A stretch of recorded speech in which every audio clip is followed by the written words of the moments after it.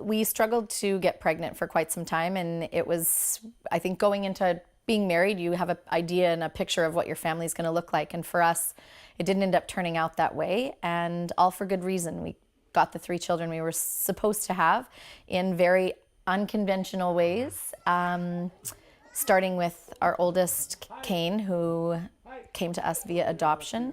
I did 6 rounds of failed IVF, and then we decided we were going to go a different route. And we went to an anonymous, a clinic in the States where you can do anonymous egg donor. At the time, that wasn't available in Canada. It wasn't something that we had access to for anonymous.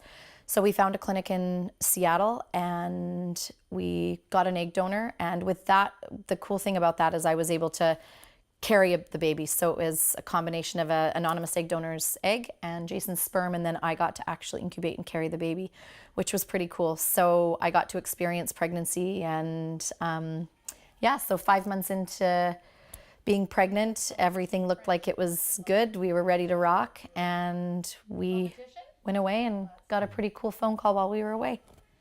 I'll let you segue from there. Yeah, so we got a phone call that our son, Kane, had been born in South Carolina. So we flew down and we picked him up.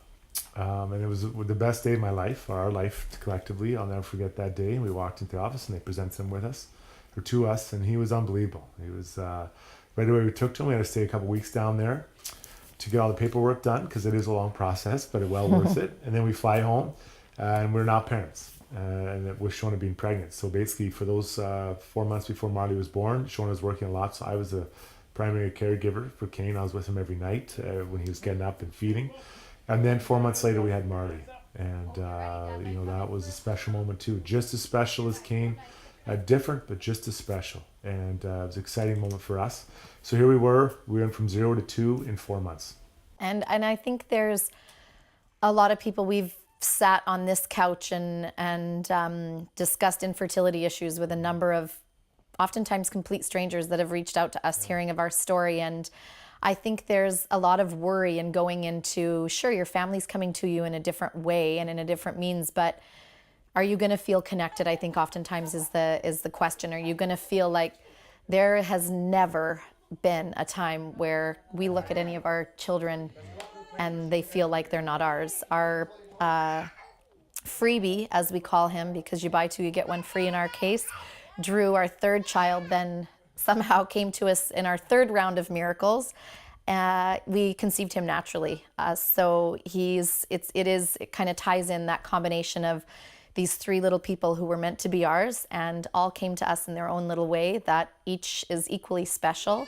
And so I think for us, it's about sharing that it's okay to have a family that looks different. And what family means to one family is not what family means to the other. And your family unit can look any way and it's still yours. And I think that is, for us, the most important message to convey, and that your baby's out there somewhere. You just don't ever lose hope.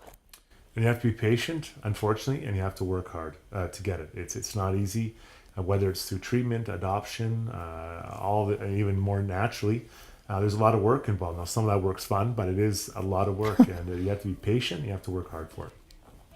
I would say one thing, if there's anything that we could say to couples struggling to get pregnant, go see someone. I think that was a major turning point in our struggle to have a baby, was finding this amazing psychiatrist, Dr. Jim Caniff.